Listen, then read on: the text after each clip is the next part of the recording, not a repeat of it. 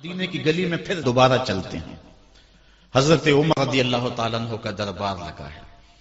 ایک شخص کو پکڑ کر لوگ لے آتے ہیں کہ اس شخص نے ہمارے باپ کو قتل کر دیا. حضرت عمر رضی اللہ تعالیٰ عنہ نے پوچھا کیا ماجرا ہے بھائی؟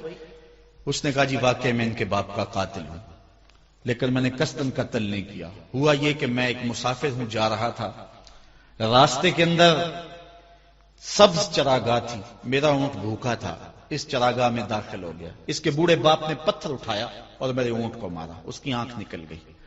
مجھے بڑا غصہ آیا، میں نے وہی پتھر اٹھا کر اس کے باپ کو دے مارا، لیکن وہ ایسے ٹکانے پہ لگا کہ اس کا باپ فوراً فوت ہو گیا. میرا قصد اور ارادہ نہیں تھا، لیکن بہرحال میں اس بات کا اقراری ہوں کہ میں نے اس کے باپ کو قتل کر دیا ہے. آپ جو حکم سنائیں میں اس کو قبول کروں گا، لیکن میں ایک مہلت مانگتا ہوں کہ میرے دوست، میرے بھائی کی کوئی رقم میرے ذمے ہے، میرے پاس اس نے امانت رکھی ہوئی ہے اور وہ مجھے پتا ہے کہ میں نے کہاں چھپا کے رکھی ہوئی ہے.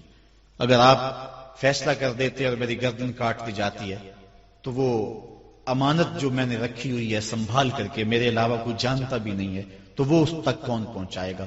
اگر آپ مجھے 3 دن کی مہلت دے دیں تو میں جا کر کے اس کی امانت اس کو واپس کر کے پھر واپس آؤں گا. پھر یہ پھندا پھانسی کا میں اپنے گلے میں ڈلوانے کے لیے تیار ہوں گا. حضرت عمر رضی اللہ تعالیٰ عنہ نے فرمایا کہ کوئی شخص تیری ضمانت دے دے تو ہم تجھے چھٹی دینے کے لیے تیار ہیں. اس نے دائیں بائیں دیکھا، پورے مدینے میں اس کا کوئی شناسہ ہی نہیں تھا، واقف ہی نہیں تھا، ایک اجنبی شخص تھا. حضرت ابو ذر غفاری کھڑے ہو گئے، کہا حضرت عمر میں اس کی ضمانت دیتا ہوں. ضمانت دے دی گئی، وہ چلا گیا. تیسرے دن وعدے کا جو وقت تھا، لوگ جمع ہو گئے، دربار لگ گئے. ابھی تک آنے والا نہیں آیا. لوگوں نے کہا ابو ذر تو نے غلطی کی ہے، ایک اجنبی کی ضمانت دی اور ابھی تک وہ نہیں آیا. اور میاں صاحب فرماتے ہیں ایک بار جو پھائیں اڑ جاندے اور پھر کدی نہ پھنس دینے. ظاہر ہے وہ چلا گیا، واپس تو نہیں پلٹ کے آئے گا، اسے پتا ہے کہ آگے سیدھی سیدھی میری موت ہے، تو تم نے یہ کیا غلطی کی؟ خیر آپ نے فرمایا کہ اگر وہ نہ آیا تو یہ پھانسی کا پھندا میرے گلے میں ڈال لینا، لیکن بہرحال میں نے اس کی ضمانت دی. کچھ عرصہ بیتا کہ دور سے گرد و غبار اڑتا ہوا دکھائی دیا. جب صورت واضح ہوئی تو وہی شخص تھا. حضرت عمر فاروق رضی اللہ تعالیٰ عنہ کے دربار میں کھڑا ہو کہنے لگا حضرت کسی وجہ سے تاخیر سے پہنچا ہوں، معذرت چاہتا ہوں، اب جو حکم ہے پورا کیجیے. حضرت عمر رضی اللہ تعالیٰ عنہ اس کے پھانسی کے احکامات جاری کر چکے تھے. آپ نے فرمایا کہ ابو ذر یہ بتا کہ تو نے اس کی ضمانت کیسے دی جب تو اسے جانتا نہیں تھا؟ تو سنو حضرت ابو ذر غفاری نے کیا کہا. کہا ایک اجنبی میرے محمد کے مدینے میں پناہ مانگ رہا تھا اور اس نے چاروں سمت دیکھا اور کوئی شخص نہیں تھا جو اس کو امان دیتا اور اس کی ضمانت دیتا، تو میں نے اس لیے ضمانت دے دی کہ نہ بھی آیا تو اپنی جان چلی جائے گی. کل کو یہ تو نہیں کہے گا کہ محمد کے مدینے میں کسی نے ضمانت مانگی تھی، پورے شہر میں کوئی ضمانت دینے والا نہیں تھا. اس کو کہا کہ انہوں نے تو ضمانت دے دی، میاں اب تو بتا کہ تو چلا گیا تھا، تجھے جانتا کوئی نہیں تھا، نہ پلٹ کے آتا تو تجھے کوئی پوچھنے والا نہیں تھا، تو نے یہ دوبارہ موت کے منہ میں کیوں اپنا سر رکھا ہے؟ تو اس نے کہا کہ میں نے کہا کہ ایک اجنبی کی ضمانت ایسے شخص نے دی ہے جو مجھے جانتا بھی نہیں ہے، اور اگر میں نہ گیا تو لوگ قیامت تک اجنبیوں پر بھروسہ نہیں کریں گے کہ اجنبی یوں سلوک کیا کرتے ہیں. تو حضرت عمر رضی اللہ تعالیٰ عنہ اس کے پھانسی کے احکام جاری کیے. تو جن کے باپ کو قتل کیا تھا وہ بیٹے کھڑے ہو گئے، کہنے لگے تاریخ کی کالک ہم اپنے منہ پہ ملیں گے، ہم بھی اپنے باپ کے قاتل کو معاف کر دیتے ہیں. یہ ہماری تاریخ ہے، یہ ہماری کہانی ہے. لیکن آج ہم کس جگہ پہ کھڑے ہیں اور کیا ہماری صورتحال ہے؟ نہ ہمارا کردار رہا اور نہ ہمارا کوئی تشخص رہا. آج ہم نے اپنا تشخص بھی مٹا کے رکھ دیا، اپنے طرز زندگی بھی بدل دی. نہ ہماری باطن کی وہ روشنی رہی، نہ ظاہری وہ صورت رہی کہ ہم پہچانے جائیں کہ حضور کے غلام ہیں، بلکہ آج بھانت بھانت کی بولیاں بول رہے ہیں. اقبال نے کیا کہا تھا؟ اپنی ملت پر قیاس اقوام مغرب سے نہ کر، خاص ہے ترکیب میں تجھے قوم رسول ہاشمی. ایک وہ حدیث میں نے آپ کے سامنے رکھی جو حضور کا فرمان ہے، الشیطان جاسم علی قلب ابن آدم، انسان کے دل پر شیطان قبضہ جماتا ہے، جب یہ غافل ہوتا ہے تو وسوسہ اندازی شروع کرتا ہے، اور دل اگر پورا سیاہ ہو جائے تو پھر شیطان کے لیے معاملہ ہی آسان ہو گیا، کیونکہ سمجھو کہ دل کے قلعے کی دیواریں منہدم ہو گئی، اب شیطان جدھر سے مرضی آئے جدھر سے مرضی جائے۔ ہاں اب بھی اس کی اصلاح کا طریقہ ہے جو حضور نے ارشاد فرمایا۔ آقا کریم علیہ السلام نے ہمیں کسی معاملے میں بھی حضور نے تنہا نہیں چھوڑا۔ آقا کریم ارشاد فرماتے ہیں کہ لِكُلِّ شَيْءٍ سِقَالَةٌ وَالسِّقَالَةُ الْقُلُوبِ ذِكْرُ اللَّهِ، ہر شے کو زنگ لگ جائے تو اس کا زنگ کسی نہ کسی شے سے اتارا جاتا ہے۔ کپڑے میلے ہو جائیں تو صابن وغیرہ سے صاف کر لیتے ہیں، یہ لوہا میلا ہو جائے تو ریگ مار سے صاف کر لیتے ہیں، ہر شے کا زنگ کسی نہ کسی شے سے اترتا ہے۔ اب دل اگر میلے ہو جائیں گناہوں سے تو کیسے دل پاک ہوں گے؟ سقالۃ القلوب ذکر اللہ، کہا اللہ کا ذکر کرو دل ستھرے ہو جائیں گے، دل پاک ہو جائیں گے، جتنا زیادہ ذکر کرو گے اس قدر دل جلا پائیں گے اور دل نور پائیں گے۔ اور بزرگ صوفیہ فرماتے ہیں جب کوئی بندہ ذکر کرنے بیٹھتا ہے اور ایک مرتبہ کہتا ہے اللہ، تو اللہ تعالیٰ اس کی طرف نظر رحمت سے دیکھتا ہے، اور جس کی طرف اللہ نظر رحمت سے دیکھتا ہے اس کے 70 گناہ جل کے راکھ ہو جاتے ہیں۔ تو ایک مرتبہ اللہ کہنے سے 70 گناہ مٹ گئے، پھر یہ بار بار تکرار کرتا رہا تو دل جو ہے وہ آہستہ آہستہ مصفہ ہونا شروع ہو جاتا ہے، دل سیکل ہونا شروع ہو جاتا ہے، دل پاکیزہ ہونا شروع ہو جاتا ہے، اس کے اوپر سے غلاظت، گندگی اور جو دل کے اوپر چڑھا ہوا غلاف ہے وہ اتر جاتا ہے، اور دل پھر انوار پانے لگتا ہے، پھر اس کو ذکر بھی چاشنی دیتا ہے، اس کو فکر بھی لذت دیتا ہے، اس کو نماز اور سجدے میں بھی سرور ملتا ہے۔ جب دل پر نور نہ ہو تو پھر شکایت یہ ہوتی ہے نماز پڑھتے ہیں سرور نہیں ملتا، نیک عمل کرتے ہیں لطف نہیں آتا۔ اصل وہ دلوں کے اوپر حجابات آ چکے ہیں، دلوں کے اوپر پردے آ چکے ہیں، اگر وہ اتر جائیں اور وہ کثرت ذکر کے ساتھ جو ہے وہ پردے اتریں گے۔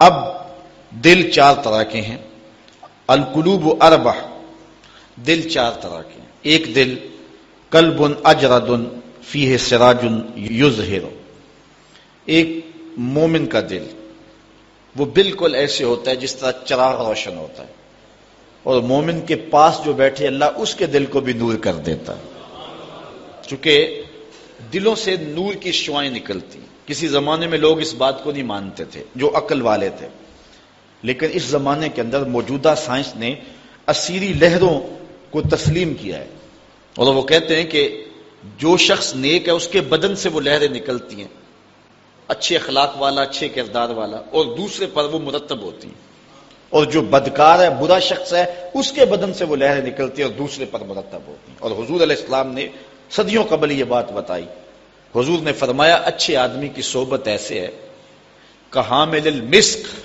جس طرح کستوری والا شخص ہوتا ہے، عطار کی طرح ہے کہ اس کے پاس اگر آپ بیٹھیں تو خوشبو آتی رہے گی۔ فرمایا یا تو تمہیں دے گا تحفہ، یا تم اس سے خرید لو گے، یا نہ وہ تحفہ دے گا نہ تم خریدو گے، لیکن جب تک بیٹھو گے مشام جام معطر رہیں گے، اور گھر آؤ گے تو لباس میں خوشبو بسی ہوئی ہوگی۔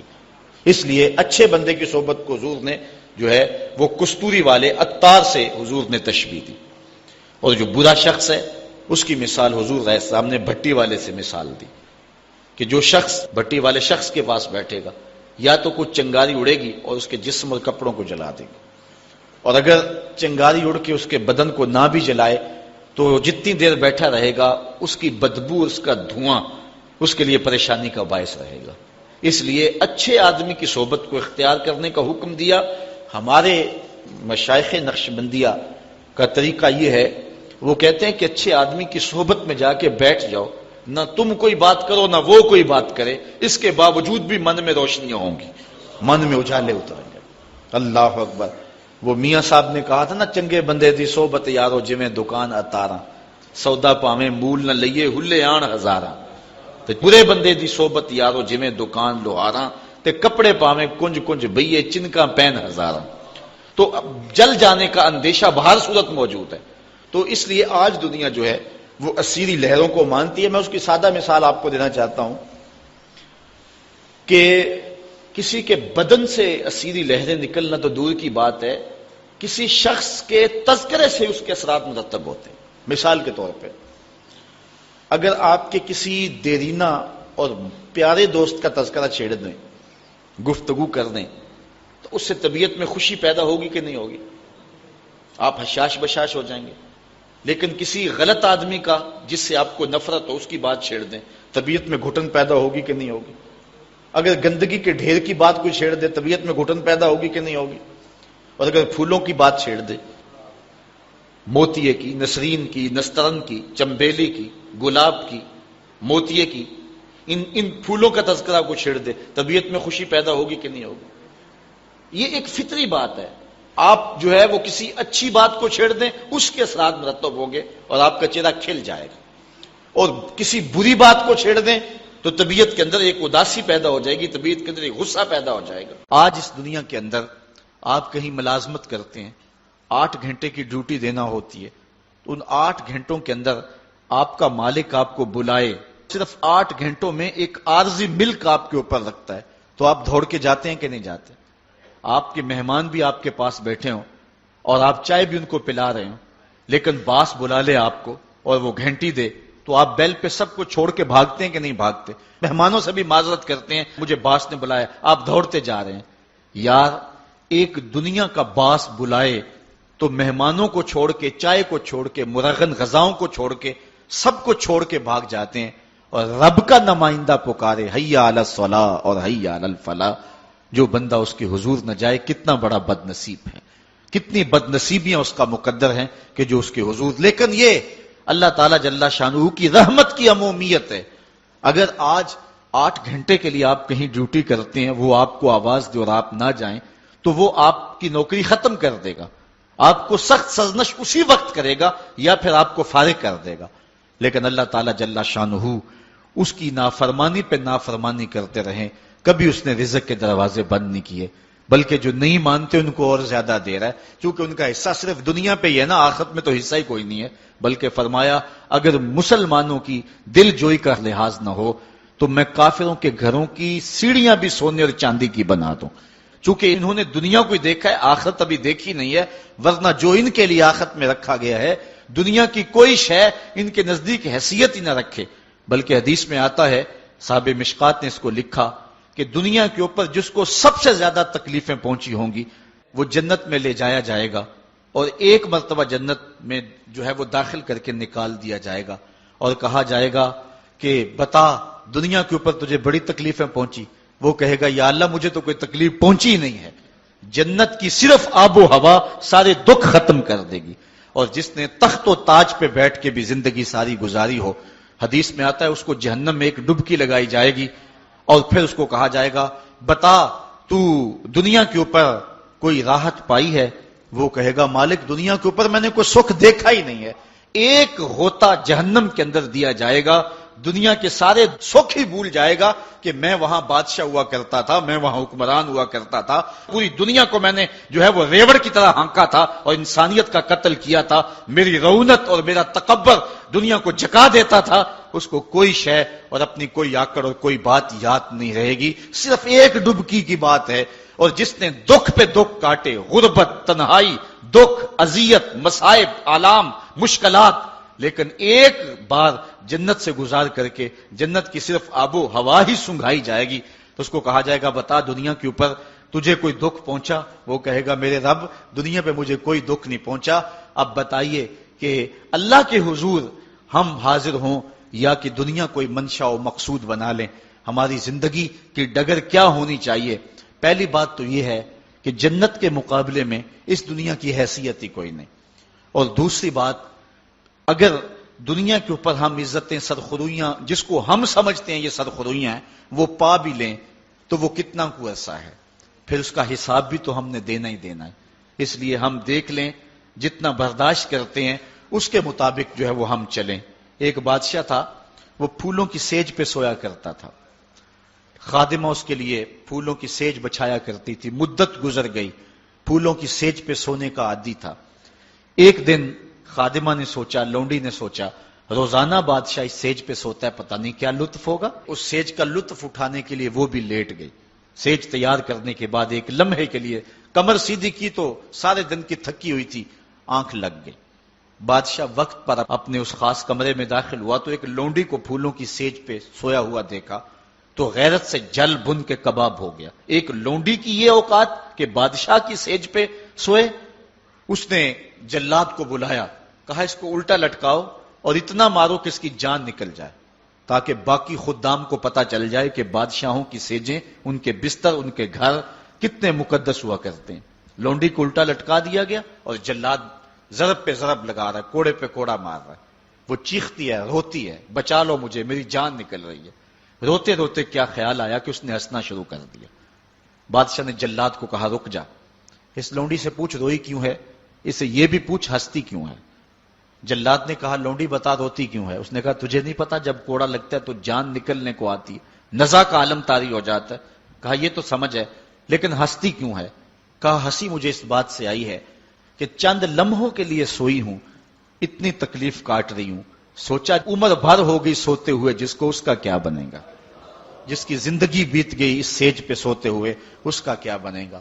صاحبو، یہ دنیا پھولوں کی سیج نہ بنائیں، اس دنیا کو اللہ کی عبادت کے لیے گزاریں، ذکر فکر میں گزاریں، سحری کے وقت اٹھ کے مصلی پہ کھڑا ہو کے رونا سیکھیں، اللہ کے حضور آئیں، رزق کی تلاش میں رازق کو بھول نہ جائیں۔ تم سمجھتے ہو دکان بند کر کے چلے گئے تو شاید میری آج کی سیل کم ہوگی، سیل دینے والا، رزق دینے والا، رزق کے دروازے کھولنے والا وہ رب ہے۔ جاؤ اس کے حضور جاؤ اور جا کے اس سے مانگو، مالک، رزق کا مالک بھی تو ہے، تیرے ہاتھ میں سارے خزانے ہیں، میری مدد فرما۔ دیکھنا کہ رحمتوں کے کس طرح دروازے کھلتے ہیں اور جو تمہیں ملتا ہے اس میں برکت کتنی